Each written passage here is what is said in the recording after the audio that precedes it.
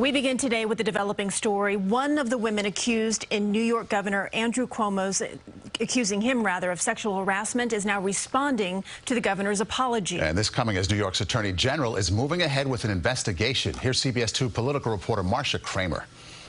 A former aide who accused Governor Cuomo of sexual harassment is refusing to accept his apology and is urging other women to come forward. As we know, abusers, particularly those with tremendous amounts of power, are often repeat offenders who engage in manipulative tactics to diminish allegations, said Charlotte Bennett. These are not the actions of someone who simply feels misunderstood.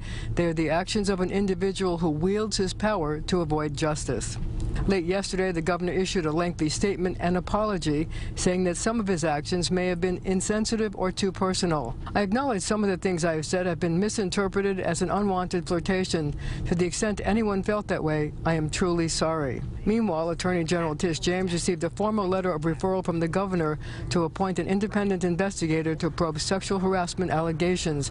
She began the process of finding someone to do the job, and it won't be easy. She has to find a law firm or some members of a law firm with no political axe to grind, people who haven't made political contributions to the governor. It will take some time to appoint a firm, a spokesperson told CBS 2. This, as the normally talkative governor has refused to take reporters' questions for a week amid mounting pressure and charges of sexual harassment made by two former aides. Charlotte Bennett, a 25-year-old executive assistant and health aide, accused the governor of asking inappropriate questions about her sex life, including whether she had ever been with an older man. He also faces accusations from former aide Lindsey Boylan, who is running for Manhattan Borough President. She charges that he kissed her and asked her to play strip poker in 2017. At work, sometimes I think I'm being playful and make jokes that I think are funny. I mean no offense, and only attempt to add some levity and banter to what is a very serious business, the governor said in his statement.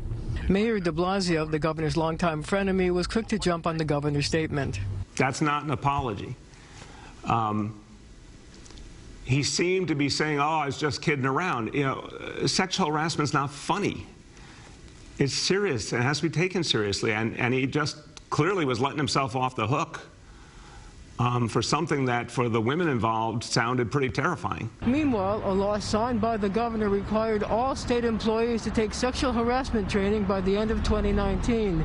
Presumably, the governor took the course, but his spokespeople didn't get back to me to confirm it.